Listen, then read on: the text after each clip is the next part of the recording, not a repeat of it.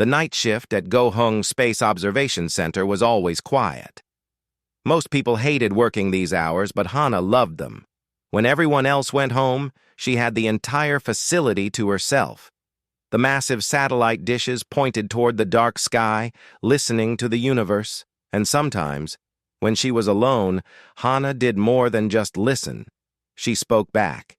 She sat at her workstation, her fingers moving across the keyboard.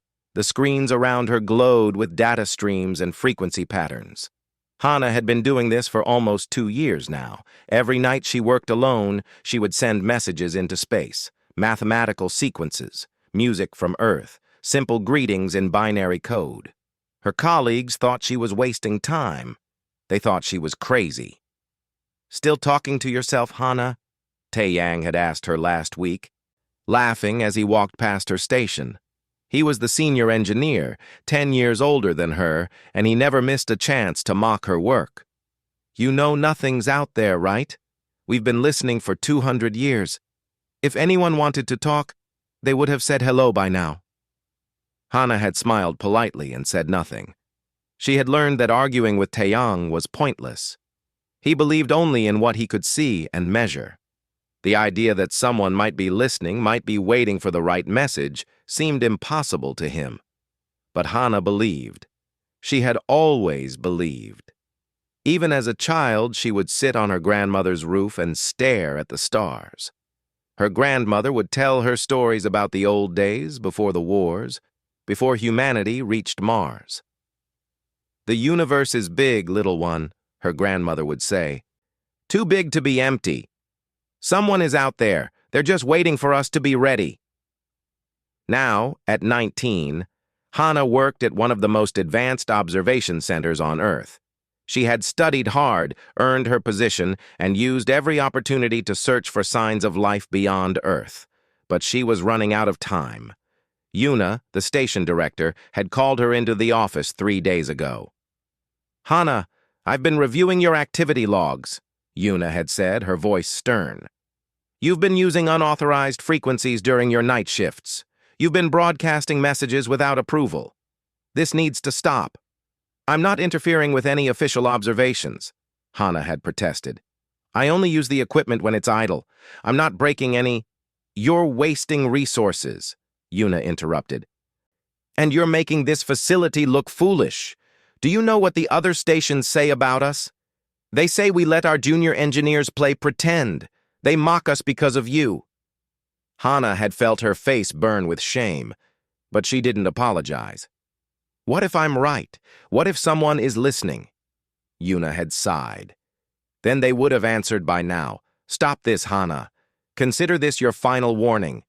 One more unauthorized transmission, and you're terminated." That had been 3 days ago. Tonight was Hana's last chance. She had decided that if she was going to stop, she would send one final message. Something special, something that contained everything she wanted to say to whoever might be listening. She had spent weeks preparing this transmission. It wasn't just mathematics or music. It was something she called a harmonic resonance pattern. She had discovered it by accident while analyzing cosmic background radiation. There were patterns in the noise, rhythms that seemed almost intentional. Hana had isolated these patterns and built her message around them. Her friend Jiwoo had visited her yesterday. They had known each other since childhood, and Jiwoo worked now as a military analyst. "You need to let this go," Jiwoo had said gently. "I know you believe, but this obsession is destroying your career. You're talented, Hana. You could do real work, important work. Why are you throwing it all away for a fantasy?" "It's not a fantasy," Hana had insisted. "I can feel it, Jiwoo. Someone is out there and they're waiting. They're waiting for the right signal." Jiwoo had shaken her head sadly. "I hope you know what you're doing." Now, alone in the station, Hana initiated her final transmission. The equipment hummed to life. The satellite dishes adjusted their position, pointing toward a specific region of space she had calculated. She pressed the button and watched as her message launched into the void. The transmission would take hours to complete. Hana sat back in her chair and watched the progress bar slowly fill. She felt tears in her eyes but didn't wipe them away. This was it. After tonight, she would give up. She would become a normal engineer, doing normal work, and never speak to the stars again. Hours passed. The transmission completed just before dawn. Hana started to shut down the equipment when something caught her attention. A blip on one of her monitors. She leaned forward, frowning. The sensors were detecting something unusual. Not electromagnetic waves like normal radio signals. These were gravitational pulses, tiny ripples in space itself. Her hand shook as she analyzed the data. The pulses were coming from the same direction she had sent her transmission. That was impossible. Even if something had received her message, there wasn't enough time for a response to return. Unless... Hana's breath caught in her throat. Unless they had been waiting. Unless they had been there all along, listening, and her message had finally triggered a response. She quickly recorded the data and ran it through her analysis programs. The pattern was clear. The gravitational pulses matched her transmission exactly. But there was more. Additional patterns, mathematical proofs that she didn't recognize. Equations that solved problems humanity hadn't even discovered yet. "Oh my God," Hana whispered. "They answered. They actually answered." She reached for her phone to call Yuna, then stopped. It was too early. And what would she say? That she had defied orders one last time and received a response? They would never believe her. They would say it was equipment malfunction or space debris or anything except what it actually was. Hana saved the data to a secure drive and tried to access the deep analysis programs. But her security clearance had been reduced after Yuna's warning. She couldn't access the tools she needed. She logged out and sat in the darkness, staring at the screens. The sky had answered her. After 2 years of speaking into the void, after endless mockery and ridicule, after losing friends and nearly losing her job, the universe had finally spoken back. She didn't know what would happen next. She didn't know if anyone would believe her. But Hana knew one thing with absolute certainty. Everything was about to change. For her, for humanity, for Earth itself. The girl who spoke to the stars had been heard. And now, the real conversation was about to begin. 40 days passed, and Hana said nothing to anyone about the response she had received. She had tried to analyze the data on her own, but without access to the station's advanced systems, she couldn't make sense of the complex gravitational patterns. She had copied everything to 3 separate drives and hidden them in different places. Something told her this information was important, maybe dangerous. She worked her normal shifts now, following all the rules. Yuna seemed pleased that Hana had finally stopped her foolish experiments. Taeyang still made jokes, but they were gentler now, almost friendly. "See? The world didn't end when you stopped shouting at empty space," he had said just yesterday. Hana had smiled and nodded, but every night she dreamed of those gravitational pulses. The patterns haunted her. Someone was out there. Someone had heard her, and she had no way to tell anyone without destroying her career completely. Then, on the 41st day, everything changed. Hana was eating breakfast in her small apartment when her phone exploded with alerts. Emergency broadcasts, news notifications, messages from everyone she knew. She grabbed her phone and opened the news app. The headline made her drop her coffee cup. "Alien structures appear around Earth." She stared at the screen in shock. The news showed live footage from space stations and satellites. Massive structures had appeared at various points around Earth. 7 of them. They hadn't flown in from deep space. They hadn't been detected approaching. They had simply appeared, as if they had always been there, hidden somehow. The structures were enormous, each one the size of a small city. They looked like nothing humanity had ever built. Smooth surfaces that seemed to shift colors. Geometric patterns that hurt to look at for too long. They hung in space, silent and waiting. Every government on Earth went into emergency mode. Military forces mobilized. The United Nations called an emergency session. Everyone wanted to know the same thing. What were these things? Where did they come from? What did they want? Hana watched the news coverage with her heart pounding. Could this be connected to her message? To the response she had received? It seemed impossible, but the timing was too perfect to be coincidence. Her phone rang. It was Yuna. "Hana, get to the station immediately. We're on full alert. All personnel report now." Hana threw on her clothes and ran to her car. The roads were chaos. Everyone was either rushing somewhere or standing in the streets, staring at the sky. She could see one of the structures from the ground. It looked like a small star, perfectly still, hanging in the morning sky. The observation center was packed when she arrived. Every workstation was active, every screen showing different data streams. Scientists and engineers crowded around monitors, arguing about readings and theories. Yuna stood in the center of the main room, coordinating everything. "Hana, get to Station 7, Yuna ordered. "We're trying to establish any kind of communication, monitor all frequencies, flag anything unusual." Hana rushed to her station and logged in. Her screens filled with data. Every major observatory and space agency on Earth was trying to contact the alien structures. They were broadcasting on every known frequency, mathematical sequences, greeting messages in hundreds of languages, even music, everything humanity could think of to say hello. But the structures remained silent.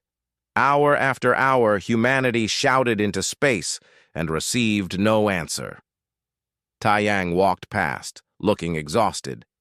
"It's like they're not even listening, like we're not even here." "Maybe they're waiting for something," Hana said quietly. "Waiting for what?" "We're trying everything." Hana didn't answer. A terrible thought was forming in her mind. What if they weren't waiting for just any message? What if they were waiting for a specific message? From a specific person? 3 days passed. The alien structures continued to ignore every attempt at communication. World leaders were growing desperate. Military forces surrounded the structures at a safe distance, ready to respond if they showed any hostility. But the structures did nothing. They just waited. On the 4th day, everything changed again. The structures began broadcasting, not on multiple frequencies, just one. A very specific frequency that made Hana's blood run cold. It was her frequency, the exact one she had used for her unauthorized transmissions. The message was simple, transmitted in perfect Korean. "We wish to speak with the one who called us." The entire center fell silent. Every eye in the room turned to the audio output. The message repeated, "We wish to speak with the one who called us." Yuna's face went pale. She turned slowly to look at Hana. "That frequency. Hana, isn't that the one you were using?" Hana couldn't speak. She could only nod. Within hours, government agents arrived at the center. Military personnel, intelligence officers. Hana was taken to a private room and questioned for 6 straight hours. She told them everything, about her transmissions, about the response she had received 40 days ago, about the data she had saved. At first, they didn't believe her. They thought she was some kind of fraud or that she had somehow staged this.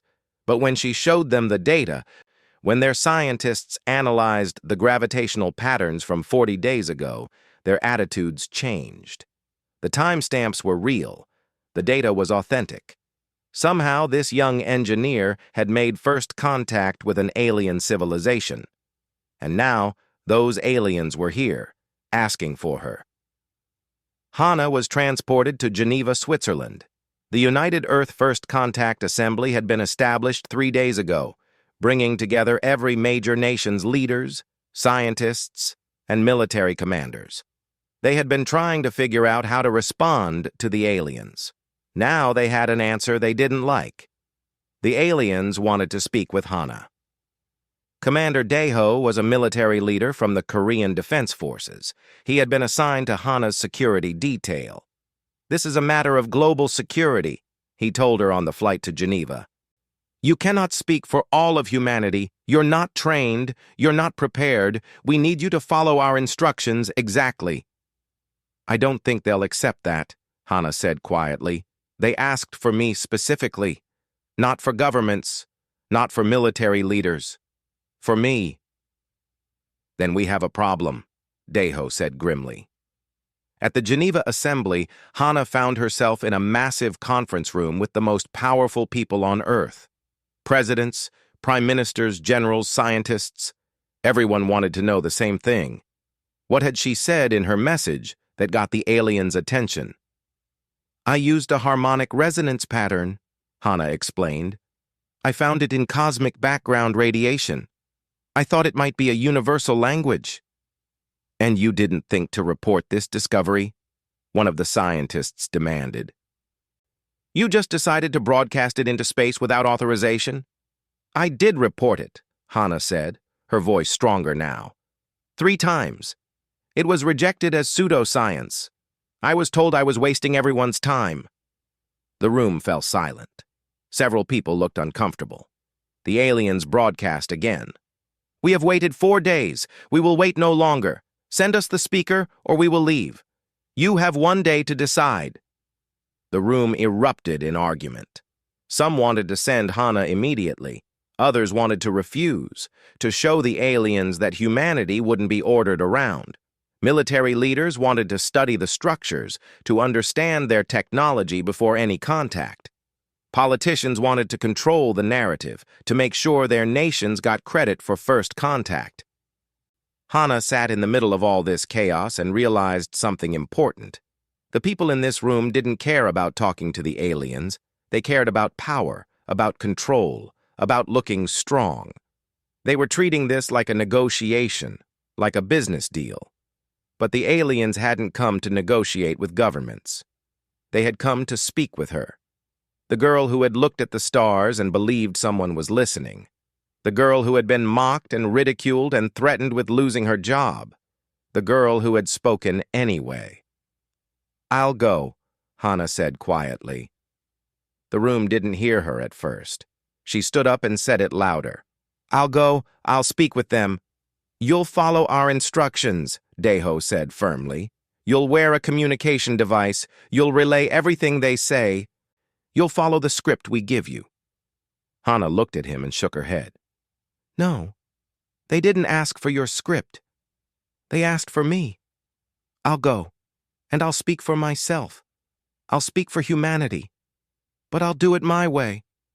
"That's not how this works," a military general from America said angrily. "You don't get to make demands." "Neither do you," Hannah replied. "The aliens made their choice. Either you trust me, or they leave. And I think we all know what happens to the species that failed first contact." The room went silent again. Everyone knew the stories. 200 years ago, humanity's first encounter with an alien probe, the panic, the fear, the decision to fire on it before trying to communicate. Earth had been isolated ever since. If the aliens left now, humanity might not get another chance for 1,000 years. "She's right," Yuna's voice came from the back of the room. Hannah turned in surprise. Her former boss had been brought in as an expert consultant. "I worked with Hannah for 2 years. She was right about everything. We were the ones who were wrong. If anyone can do this, it's her." Taeyang stood next to Yuna. He nodded. "She's smarter than all of us. We just didn't want to admit it." Jiwoo was there too, now part of the military intelligence team. "I trust her," Jiwoo said simply. Hannah felt tears in her eyes but blinked them away. The people who had doubted her were now her strongest defenders. The vote was called. After hours of debate, the decision was made. Hannah would go to the alien structure. Alone. She would speak for humanity. And whatever happened next would determine the fate of Earth. The shuttle that took Hannah to the alien structure was small and cramped. She wore a simple flight suit with no weapons, no recording devices, no hidden communication equipment. The aliens had been very clear. The speaker would come alone, or not at all. As the shuttle approached the massive structure, Hana pressed her face against the window. Up close, the alien vessel was even more impressive. The surface seemed to pulse with inner light, colors shifting from blue to purple to colors she didn't have names for. Geometric patterns moved across the hull, forming and reforming in ways that made her head hurt. A section of the structure opened, revealing a docking bay. The shuttle's autopilot guided them inside. Hana felt her stomach drop as artificial gravity took hold. The shuttle landed softly on a platform that seemed to be made of solid light. "Good luck, Hana," the pilot said over the intercom. "We'll be waiting for you." Hana nodded and opened the shuttle door. She stepped out onto the alien vessel and immediately felt different. The air was breathable but tasted strange, like metal and flowers at the same time. The gravity was slightly lighter than Earth's. Everything around her hummed with energy. A figure appeared at the edge of the platform. Hana's breath caught. This was her first time seeing an alien in person. The being was tall and seemed to be made of living crystal. Light moved through its body in patterns, and Hana realized this was how it communicated. The patterns of light were its language. But somehow she understood, not through her ears, but through her mind. The being's thoughts resonated in her consciousness like music. "Welcome, speaker. I am called Kiro. I will guide you." "Thank you," Hana said aloud, not sure if the alien could hear her voice. But Kiro's crystal body pulsed in a pattern that felt like acknowledgement. Kiro led her through corridors that seemed to change shape as they walked. Other aliens passed them, all made of crystal, but each one slightly different. Some were tall and thin, others short and wide. Their colors varied from clear like diamonds to deep blue like sapphires. "We are the Velian Collective," Kiro explained as they walked. "We have been watching your world for a long time. We listened to your radio signals, your television broadcasts, all the noise you sent into space. We learned your languages, your history, your nature." "Then why didn't you respond before?" Hana asked. "Because we were told not to." Kiro stopped in front of a massive door. 200 years ago, your people encountered one of our survey probes. Instead of attempting communication, you destroyed it. The Accord declared humanity too aggressive, too primitive. We were forbidden from making contact. The Accord? The ancient ones who govern the galaxy. The species who came before us, who built the rules all civilizations must follow. They decide who may join the cosmic community and who must remain isolated. The door opened, revealing a chamber so large Hana couldn't see the far walls. In the center stood 5 crystalline platforms, each one holding a Velian that radiated power. These were clearly leaders of some kind. "The Accord judged humanity and found you unworthy," one of the central Velians said. Its voice in her mind was deeper than Kairo's, ancient. "You were marked as a failed species.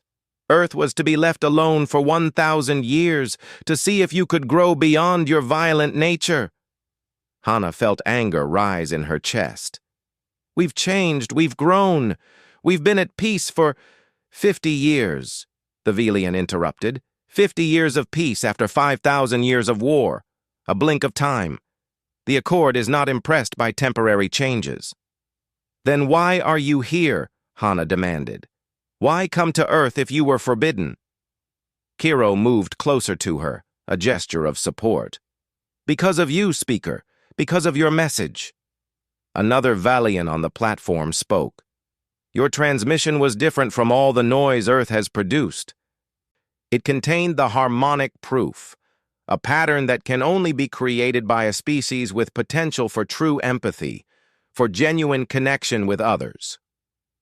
The Accord's rules allow for one exception," the central Velian continued. "If a member species encounters a harmonic proof from a quarantined world, they may offer that world a chance at redemption. A test. If the world passes, they may join the cosmic community. If they fail, the quarantine becomes permanent." Hana's legs felt weak. "You're here to test us?" "No. We are here to offer you the test. but you must understand what this means. The test cannot be taken by your governments, your military leaders, or your scientists. The accord requires that the speaker, the one who created the harmonic proof, must represent humanity alone. Why? Hana asked. Because the test is not about your technology or your resources. It is about your capacity for growth, for empathy, for understanding. These qualities cannot be measured in groups. They must be judged in an individual who represents the best of what your species can become. Cairo's light pulsed gently. The Accord Nexus is at the center of the galaxy. It is where all species are judged. You must travel there and face the Tribunal of Echoes. 5 ancient species who will question you, test you, and ultimately decide humanity's fate. How long will this take? Hana asked.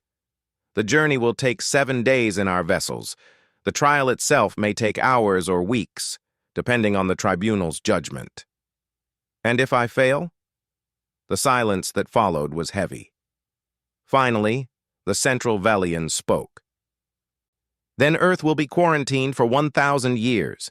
No contact with other species, no access to faster-than-light travel, no galactic trade. Humanity will be alone. And if that happens, another Velian added, its tone darker. History shows that isolated species rarely survive. Without access to galactic resources and knowledge, most eventually destroy themselves. Hana felt the weight of billions of lives pressing down on her shoulders. Every human on Earth, every child not yet born, every dream of reaching the stars. All of it depended on her. There is more you must know, Cairo said gently. The Accord's records show that of the last 20 species tested, only 5 passed. The others, some were quarantined, others were deemed too dangerous and were destroyed. Destroyed? Hana whispered. The Accord does not tolerate species that show both aggression and advanced technology. They believe such species are a threat to the galaxy. If the tribunal decides humanity is not capable of growth, they may order Earth's isolation to be permanent, enforced by sterilization. Hana felt sick. You mean genocide? I mean extinction, Kiro said sadly. This is the reality of the test. Success brings opportunity. Failure brings an end. Hana wanted to run, to go back to the shuttle, to tell them to find someone else, someone smarter, more prepared, more qualified. She was just a junior engineer who had spent her nights talking to the stars. How could she possibly represent all of humanity? But then she remembered something her grandmother had told her.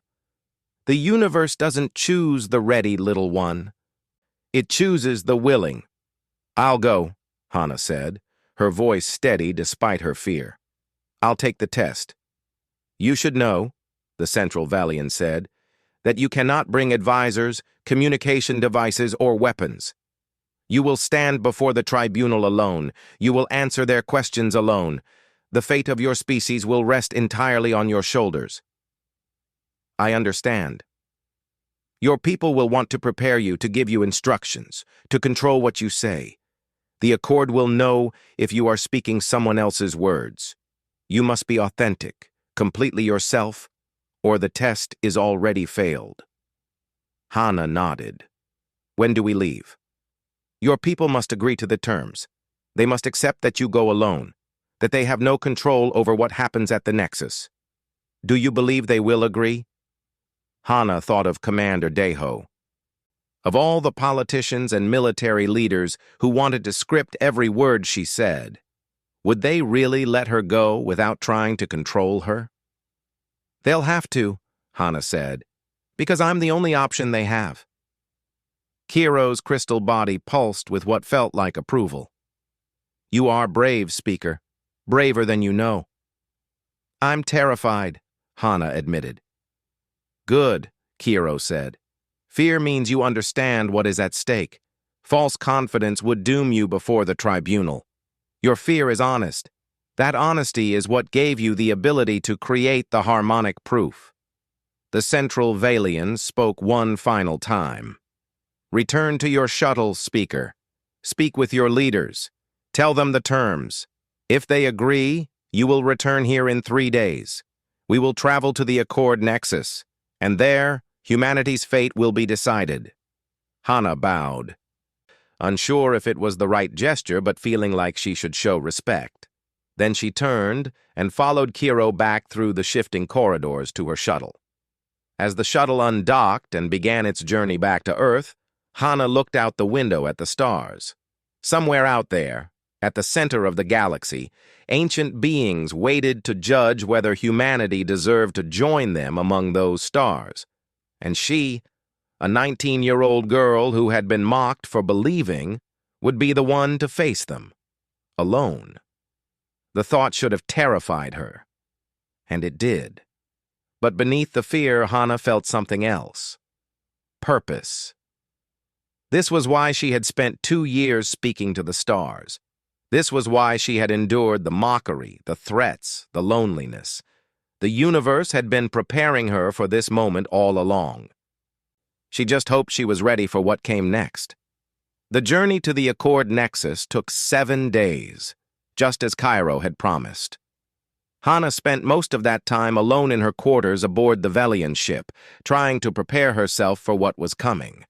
She had been given access to a library of information about the Accord and the species that comprised the Tribunal of Echoes. But the more she learned, the more impossible her task seemed. The 5 species of the Tribunal were ancient beyond measure. They had evolved when the galaxy was young, had built civilizations while Earth was still a ball of molten rock. They had seen thousands of species rise and fall. What could she possibly say to beings like that? Cairo visited her each day, bringing food and offering what comfort he could. "Do not try to impress them," he advised. "The Tribunal has seen every trick, every manipulation, every attempt at flattery. They value only truth." "What if the truth isn't good enough?" Hana asked. "Then no lie would save you anyway." On the morning of the 7th day, Kiro came to her quarters with urgency in his crystalline form. "We have arrived. The Tribunal has agreed to see you today." Hana's heart raced as she followed Kiro to the observation deck. Through the massive windows, she saw it. The Accord Nexus. It was a structure so vast it made the Velian ships look like insects. A sphere of light and metal covered in docking bays and platforms, with thousands of ships from hundreds of species coming and going like a swarm. "The center of the galaxy," Cairo said softly. "Every advanced species in this region of space has representatives here. This is where laws are made, where disputes are settled, where the future of civilizations is decided." The Velian ship docked at one of the smaller platforms. Kiro led Hana through corridors filled with aliens of every imaginable type, beings made of light, creatures that floated without legs, entities that existed in multiple dimensions at once. Some looked at her with curiosity, others with what might have been pity. None looked impressed. They arrived at a massive chamber. The doors were 50 feet tall and covered in symbols from languages older than human civilization. Kiro stopped at the entrance. "I cannot go further," he said. "The trial is yours alone. But know this, Speaker. I believe in you. I believe in your species. The harmonic proof you created showed me that humanity has potential. Now you must show the Tribunal." Hana wanted to hug him but wasn't sure if Velians understood the gesture. Instead, she bowed deeply. "Thank you, Kiro, for everything." The massive doors opened. Hana stepped through into a chamber so large she couldn't see the ceiling. The walls were transparent, showing the swirling stars of the galactic center. In the middle of the chamber stood 5 platforms, each one holding a member of the Tribunal of Echoes. The first was a being of pure energy, crackling with power and possibility. The second looked like a mountain of black stone, ancient and unmovable. The third was a swarm of small creatures that moved as one, a hive mind of terrifying complexity. The fourth appeared to be made of water, constantly flowing and changing shape. The fifth was the most disturbing, a creature that seemed to exist in multiple times at once, flickering between past, present, and future. Hana walked to the center of the chamber. A platform rose from the floor beneath her feet, lifting her to eye level with the tribunal. She felt exposed, vulnerable, utterly alone. "We are the Tribunal of Echoes," the energy being spoke, its voice like thunder in her mind. "I am the Archon of Whispers. With me stand the Stone Elder, the Unity of Thousands, the Flowing Judge, and the Keeper of Moments." "I am Hana," she said, her voice small in the vast chamber. "I speak for Earth." "You speak for humanity," the Stone Elder corrected, its voice like grinding rocks. "Let us be clear about what is at stake. We will examine your species through you. We will judge whether humanity has the capacity to join the galactic community." "Are you prepared?" "Yes," Hana lied. She wasn't prepared. She would never be prepared. But she was here, and that would have to be enough. "Then let us begin," the Flowing Judge said, its watery form rippling. "We have studied your species for 200 years. We have witnessed your history, your wars, your genocides, your destruction of your own planet. Present your defense." The Stone Elder projected images into the air around Hana. She saw humanity's worst moments, wars that killed millions, weapons that could destroy worlds, forests burning, oceans dying, hate and violence and cruelty in 1,000 forms. "This is what you are," the Stone Elder said. "A species that destroys its own home, kills its own kind, and creates weapons capable of extinction. Why should we believe you have changed?" Hana felt the weight of those images, the shame of humanity's history. She wanted to defend her species, to make excuses, to explain the context of those terrible moments. But Kiro's words echoed in her mind. The tribunal values only truth. "I can't deny any of it," Hana said quietly. "Everything you've shown me is real. Humanity has done terrible things. We have been cruel, violent, destructive. We have made mistakes that cost millions of lives." "Then you admit your species is unworthy?" the Archon of Whispers said. "No," Hana said, her voice stronger now. "I admit we have been unworthy. But we're changing. Not quickly, not perfectly, but we're trying." 50 years of peace," the Unity of Thousands said in a voice like a chorus. "After 5,000 years of war. Why should we believe this change is permanent?" "Because we learned," Hana said. "Every mistake in those images taught us something. We learned that war costs more than it gains. We learned that destroying our planet destroys ourselves. We learned that hate only breeds more hate." "Many species learn these lessons," the Flowing Judge observed. "Then they forget them when convenient." "Maybe," Hana acknowledged. "But we're trying to remember. We teach our children about our mistakes. We build memorials to our victims. We study our history not to celebrate it, but to understand what went wrong and how to do better." The Keeper of Moments flickered through time, and suddenly Hana was surrounded by different images.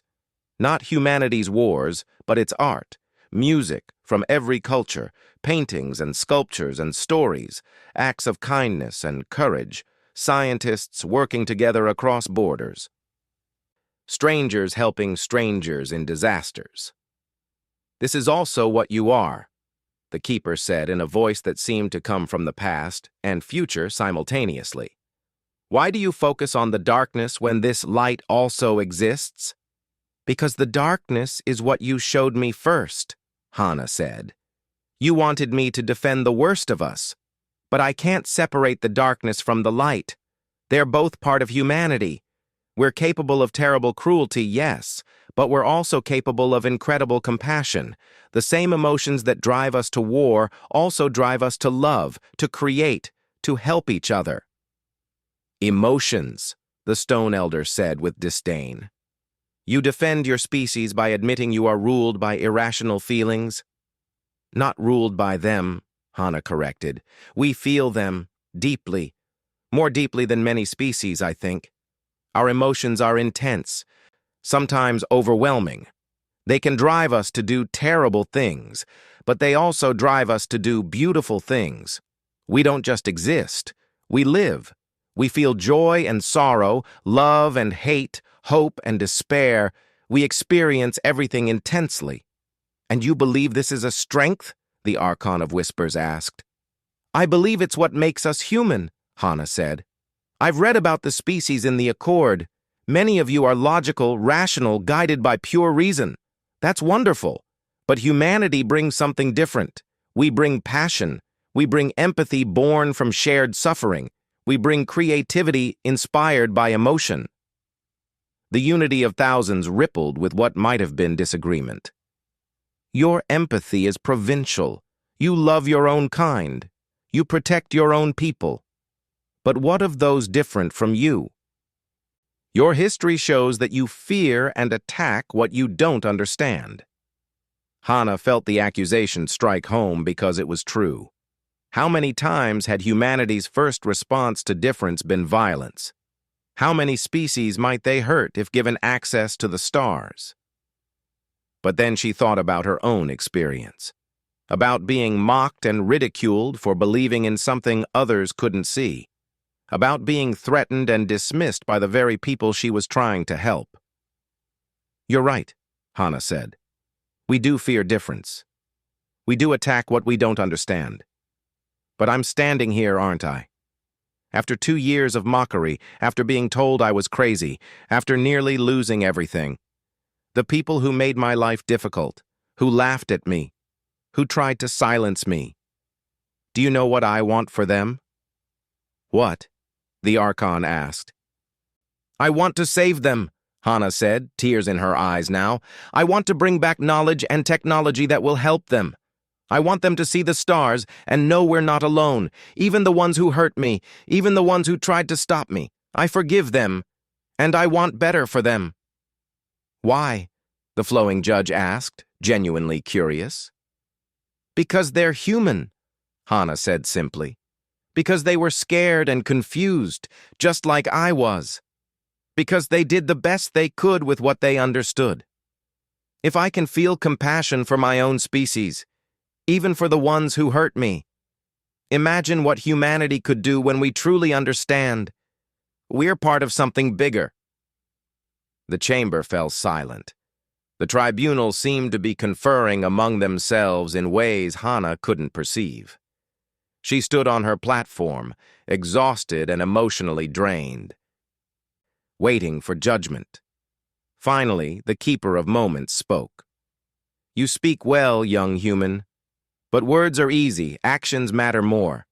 Tell us, if we accept humanity into the Accord, what would you do with your first ship capable of faster-than-light travel? Hana thought about the question. It was a test, obviously, but of what? Military leaders would want to explore, to expand territory. Scientists would want to research, to gather knowledge. Politicians would want to trade, to gain resources. But Hana wasn't any of those things. She was just a girl who had looked at the stars and wanted to say hello. I would find the species we wronged 200 years ago, Hana said. The ones whose probe we destroyed.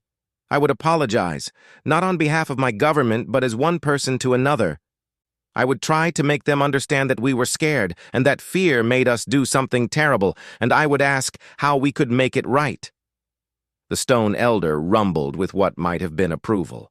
Even if that species no longer exists, even if they were destroyed because of what humanity did, Hana felt her heart break at the possibility.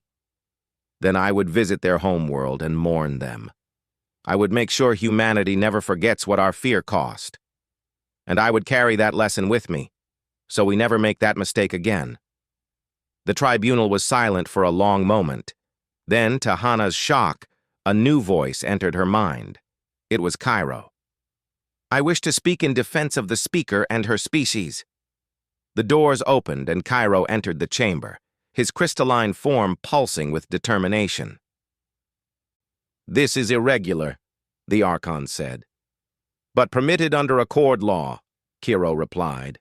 A member species may speak in defense of a candidate species if they believe it serves the greater good of the galaxy. The tribunal conferred again, then nodded. Speak, Velian. Kiro moved to stand beside Hana's platform. 2,000 years ago, the Velians were tested by this tribunal. We were nearly rejected. Do you remember why? You were too logical, the flowing judge said. Too rigid in your thinking. We feared you lacked the intuition necessary to navigate complex moral situations. Exactly, Kiro said. You saw our greatest strength as a weakness. But you gave us a chance, and we have proven ourselves. Now I see the tribunal making the same error in reverse. You see humanity's emotional intensity as a weakness. But I have studied them. I have spoken with Hana. Their emotions are not a flaw. They are humanity's greatest gift. Explain, the Stone Elder demanded. The galaxy is full of logical species, Kiro said. We have plenty of races who make decisions based on pure reason. But reason alone cannot build the kind of empathy the Accord requires. Humanity feels what others feel. They don't just understand suffering intellectually. They experience it emotionally, and that drives them to help. It also drives them to harm, the Unity countered. Yes, Kiro agreed, but they grow from it.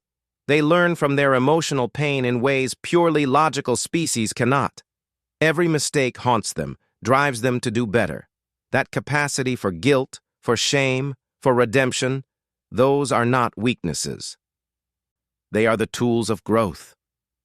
Hana stared at Kiro, overwhelmed by his defense of her species. He had found words she couldn't, had seen potential in humanity that even she had doubted. The Archon of Whispers pulsed with energy. You risk much, speaking this way. If humanity fails, if they prove unworthy, it will reflect on the Velians. I know, Kiro said simply. I believe it is worth the risk. The tribunal fell silent again, this time for several minutes. Hana's legs trembled with exhaustion, but she refused to sit. This was her trial, her moment to stand for all of humanity. Finally, the Keeper of Moments spoke. We have reached a decision. Hana held her breath as the Keeper of Moments continued speaking, its form flickering between different time streams. The tribunal has deliberated on the fate of humanity. 2 members vote for full acceptance into the Accord. 2 members vote for continued quarantine. 1 member abstains from judgment. Hana's heart sank. A tie. What did that mean? The Archon of Whispers spoke next, its energy crackling with authority. By the ancient laws of the Accord, a deadlocked decision results in provisional acceptance. Humanity will be granted entry into the galactic community, but with conditions. Conditions? Hana asked, her voice barely a whisper. The Stone Elder's massive form rumbled. You will receive limited technology, 1 faster-than-light drive design, basic medical knowledge, access to 1 trade route, but you will be watched closely. Any act of unprovoked aggression, any attempt to conquer or harm another species, and the agreement is void. And if the agreement is voided? Hana asked, though she feared the answer. Permanent quarantine, the flowing judge said. Earth will be surrounded by a barrier that prevents all ships from entering or leaving. You will be alone forever. The Unity of Thousands spoke in its chorus voice. You have 50 years to prove yourselves worthy of full membership. 50 years to show that your capacity for growth exceeds your capacity for destruction. At the end of that time, the tribunal will judge you again. Hana felt dizzy with relief and terror at once. They had passed, but barely.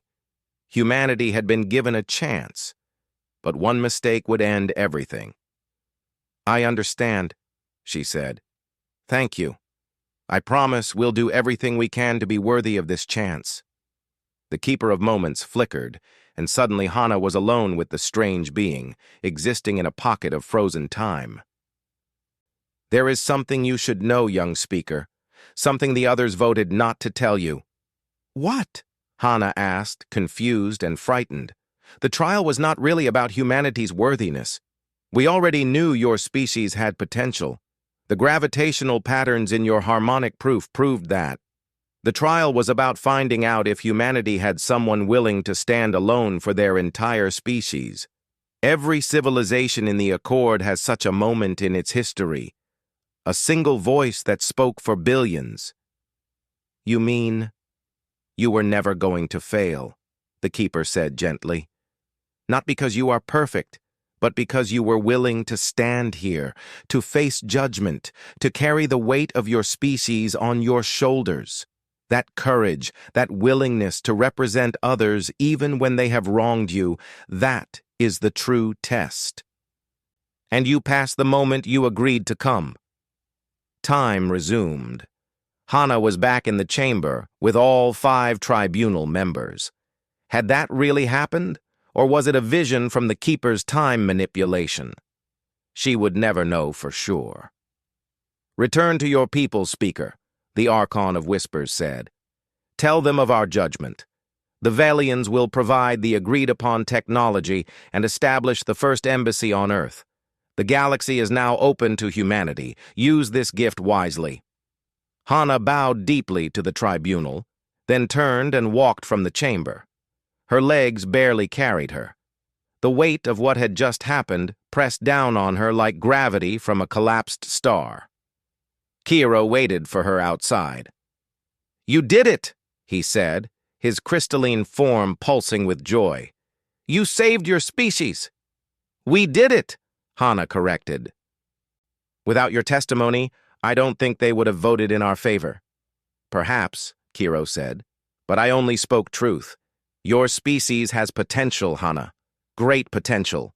Now you must help them reach it. The journey back to Earth took another 7 days.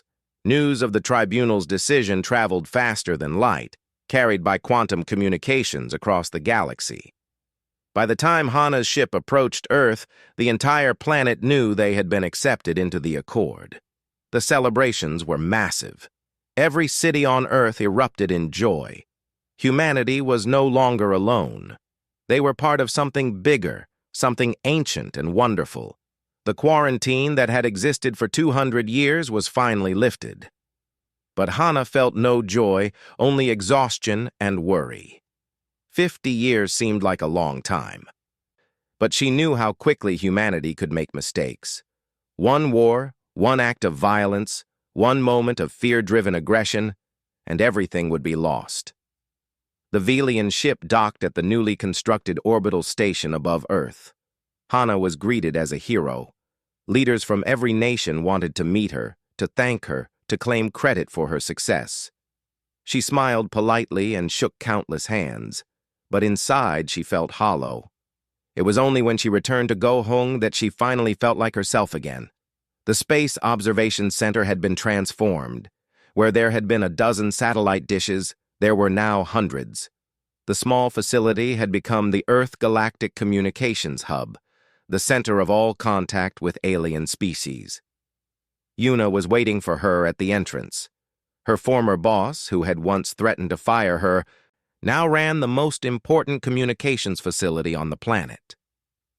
Welcome home, Hana, Yuna said, and there were tears in her eyes. I'm so sorry. For everything I said, for not believing in you, for trying to stop you. You were right about everything, and I was wrong. Hana hugged her. You were doing your job, and you defended me when it mattered. That's what I remember. Taiyang was there too, along with dozens of other engineers and scientists.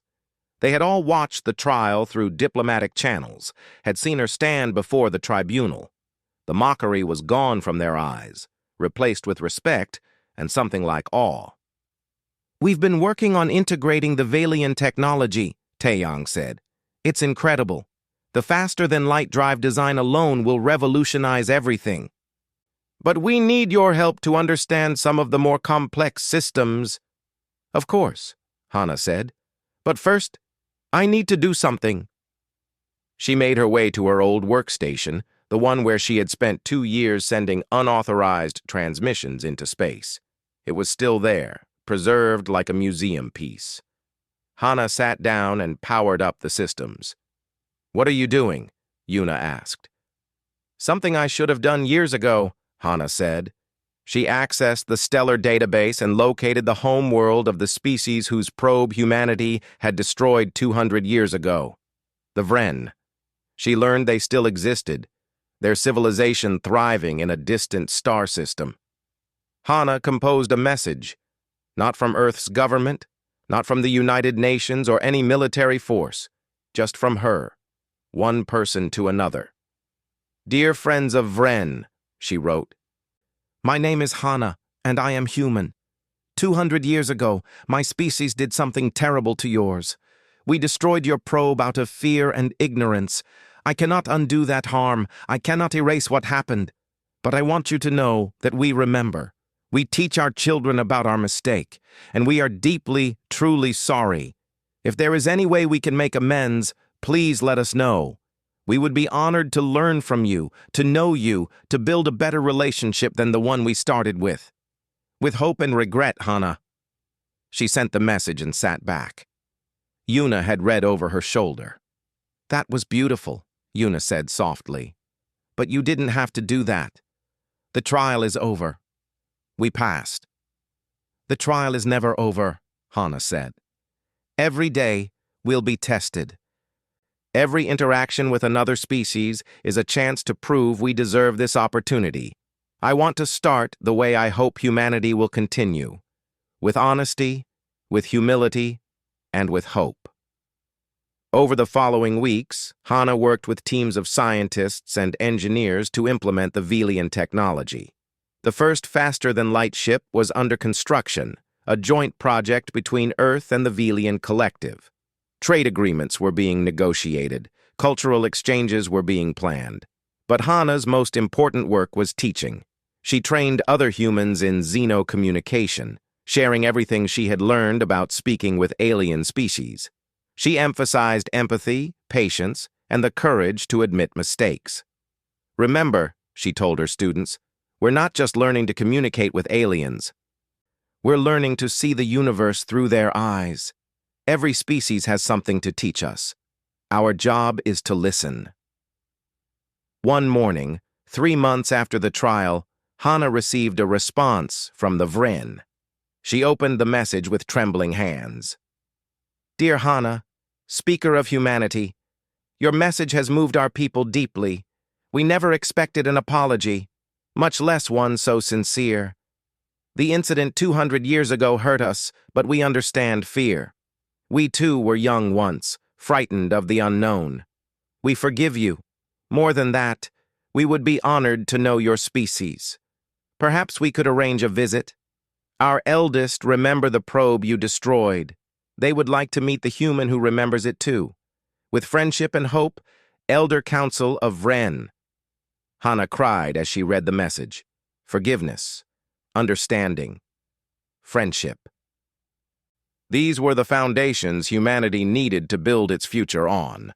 She scheduled the visit immediately. The Vren would arrive in 6 months, and Hana would be there to greet them. Not as the speaker, not as a hero, but as someone who had made mistakes and wanted to do better. Jiwoo visited her that evening. Her childhood friend had been promoted to director of Earth's First Contact Security, responsible for ensuring humanity followed the Accord's rules. "You look tired," Jiwoo observed, sitting beside Hana on the observation deck.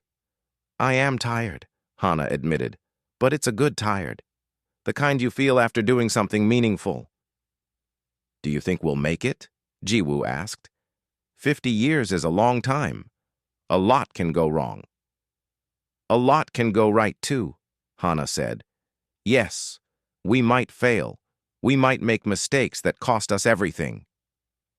But we might also surprise everyone. We might become the species the galaxy needs, the ones who bridge the gap between logic and emotion, between different ways of thinking." "The Keeper of Moments told me something," Hana continued, sharing the secret for the first time. "The trial was never really about proving we were perfect. It was about proving we had someone willing to stand for us, someone willing to carry the weight and speak the truth even when it's hard." "You," Jiwoo said. Me, Hana agreed. But also you, and Yuna, and Tai Yang, and everyone who stood up for me when it mattered. Every human who watched the trial and felt something, who decided they wanted to be better. That's what will save us. Not perfection, but the willingness to try. They sat in comfortable silence, watching the stars through the massive windows. Somewhere out there, hundreds of alien species were watching Earth, wondering if humanity would live up to its potential. Some were hopeful, like Kiro. Others were skeptical, like members of the tribunal, and some were probably making bets on how quickly humans would fail. But Hana wasn't thinking about them. She was thinking about a little girl who would sit on her grandmother's roof in 10 years, looking at the stars. That girl would grow up in a universe where humans traveled between worlds, where alien friends were as common as human ones, where the sky wasn't a limit but an invitation. That girl would never be mocked for believing someone was listening, because by then everyone would know the truth. The universe was full of voices, and humanity had finally learned to join the conversation. A year later, Hana stood in the same chamber where she had been tried, but this time as an observer. A new species was being judged, their own speaker standing nervous and alone before the tribunal of echoes. Hana had been asked to attend as a representative of humanity to show that Earth was taking its responsibilities seriously. She watched the young alien, a being of flowing light who seemed terrified and brave at once, and she understood exactly what they were feeling. The weight of a species, the fear of failure, the desperate hope for success. When the trial ended and the new species was given provisional acceptance, Hana was the first to greet their speaker outside the chamber. "You did well," she said through her translator device. "Your people are lucky to have you." The alien's light flickered with gratitude. "I was so scared. How did you manage the fear?" "I didn't," Hana admitted. "I just kept showing up. That's the secret. You don't have to be fearless, you just have to be present." As she traveled back to Earth with Kiro, who had become Earth's official liaison to the Accord, Hana reflected on how much had changed in just 1 year. Humanity had opened embassies on 3 alien worlds. Earth hosted delegations from a dozen species. The first human child had been born in space, on the new orbital station. The future was unfolding exactly as she had dreamed it would. "What are you thinking about?" Cairo asked. "My grandmother," Hana said. "She used to tell me the universe was too big to be empty. I wish she could have lived to see this." "Perhaps she does," Kiro said. "My species believes that consciousness echoes through time. Those who came before us remain part of the pattern, watching their descendants reach for the stars they once dreamed of." Hana smiled. "I like that thought." She looked out the window at Earth, that beautiful blue marble that held 8 billion humans, each one with their own dreams and fears and hopes. They didn't know how close they had come to eternal isolation. They didn't know that one girl's courage had opened the sky for them. But they would.